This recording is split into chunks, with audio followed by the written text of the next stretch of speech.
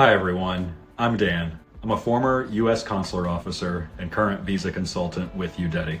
And today, we're diving into the most common mistakes F1 visa applicants are making in 2025 and how to avoid them. If your interview's coming up soon, especially later this summer, this is the video you want to watch. Between appointment delays, shorter interviews, and tighter scrutiny, the stakes are higher than ever, and a single misstep can cost you your visa. So let's get into what's going wrong, and more importantly, how to get it right. Before we jump into the top mistakes, let's talk about what's happening with F1 visas in 2025, because the process this year has changed quite a bit.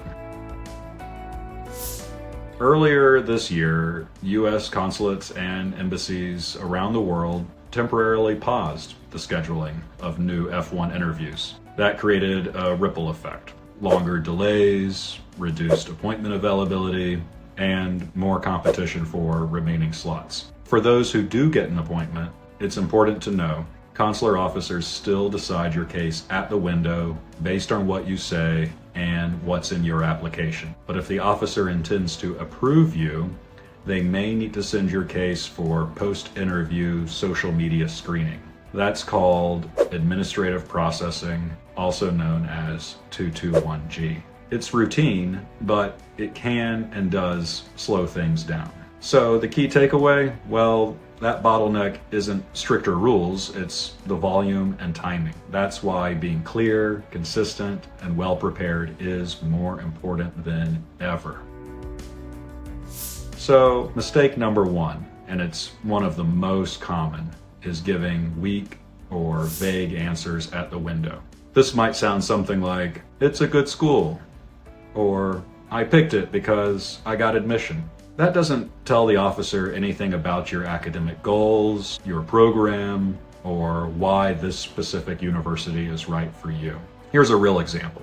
An applicant says they're going for an MS in computer science, but when asked what courses they're excited about, they just say, "basic computer knowledge." That's too vague. It doesn't show academic intent. Officers are listening for signs that you've done your research and that this plan makes sense. If your answers sound rehearsed or overly general, it can make you look like you're not serious, or worse, like your story doesn't add up.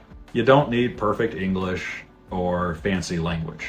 You do need to be specific and real. So mistake number two is poor financial clarity, either in your documents or in how you explain your funding. Some students bring all the right paperwork, but when asked who's paying for your studies, they hesitate or give unclear answers like, "my uncle, I think," or "maybe my dad." That type of uncertainty raises a red flag. Officers need to see that your funding is stable, legitimate, and clearly understood by you. If your tuition is being paid by your parents, say that confidently and be ready to back it up with proof of funds like bank statements or income records. Another issue we see, sometimes students try to hide scholarships or assistantships until asked. Don't do that. If you have one, mention it early. It helps to show your academic merit and reduces your overall financial risk.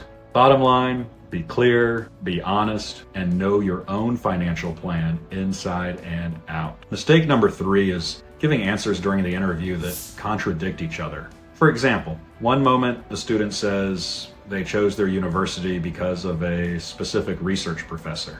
But when asked which classes they're excited about, they name topics that aren't even offered by that department. Or they say their program is 2 years, but later mention they plan to finish in 12 months. That kind of inconsistency can make the officer question how much of your story is real and how much is just memorized. Here's another one I've heard. A student says they'll return home after graduation, but then starts talking about wanting to work in the United States for 5 years. Yeah, it sounds crazy, but to an officer, it's more than just a small slip. It can signal dual intent, which isn't allowed on an F1. The takeaway, know your plan, stay consistent, and be careful not to say things that undercut your own case, even by accident. All right, moving on. Mistake number 4. This one is failing to clearly show that you plan to return home after your studies. Something officers are trained to look for on every F1 visa case. You might think you're being honest when you say something like, "I hope to find a job and settle in the US." But that kind of statement directly contradicts the F1 visa's rules. It's a non-immigrant visa, which means it's for temporary study only, not for a long-term stay. Even vague answers, like, "I'll see what opportunities come up," can raise concerns. Officers want to hear that you have a reason to return, whether that's a job, family, a business, or educational plans back home.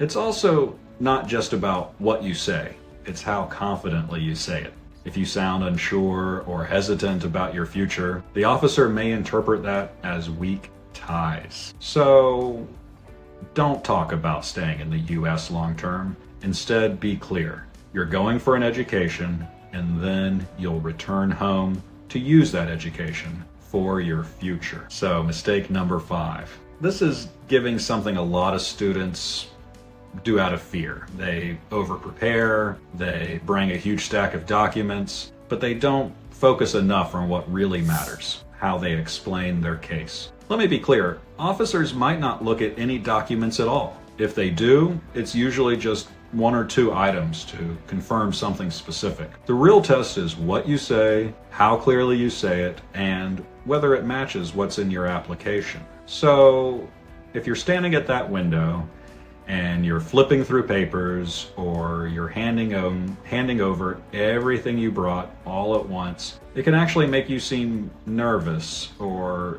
disorganized. So what works better? Well, know your financial plan, know your university, and be ready to answer the key questions confidently. If the officer wants to see something, they'll ask. But most of the time, a strong verbal explanation is more powerful than an entire stack of documents. One thing officers are noticing this year is a rise in overly scripted answers. Students memorizing responses from Reddit or TikTok, but not actually understanding their own story. That's leading to faster refusals because officers can spot a rehearsed line a mile away. Another shift, more students mentioning long-term US goals too casually. Things like settling down, staying permanently, or even hoping to get a green card someday. In a student visa interview, those kinds of statements can sink your case fast. We're also seeing more applicants try to impress with complicated financial setups, multiple sponsors, layered bank accounts, or unclear income sources. Officers don't want a puzzle they have to figure out. They want a clear picture of how you'll pay for your studies. Bottom line, in 2025, officers are having to move fast. They're trained to spot red flags quickly. You don't need to be perfect. You just need to be clear, honest, and prepared. So let's pull this all together with a few practical tips to help you avoid these common mistakes. First, know your story, your university, your program, your funding. Don't memorize a script. Practice explaining your plans in your own words. Second, review your application. Make sure your answers during the interview match your DS-160, your I-20, and your financial documents. Third, keep it simple. Officers want clear, consistent answers, not a binder full of paperwork or a rehearsed speech. And finally, remember, confidence does not mean perfection. It means preparation. If you sound calm, sincere, and clear, you're already way ahead of the curve. So, if you want some help preparing for your interview, I offer one-on-one mock interview sessions where we walk through your exact case. The link is in the description below.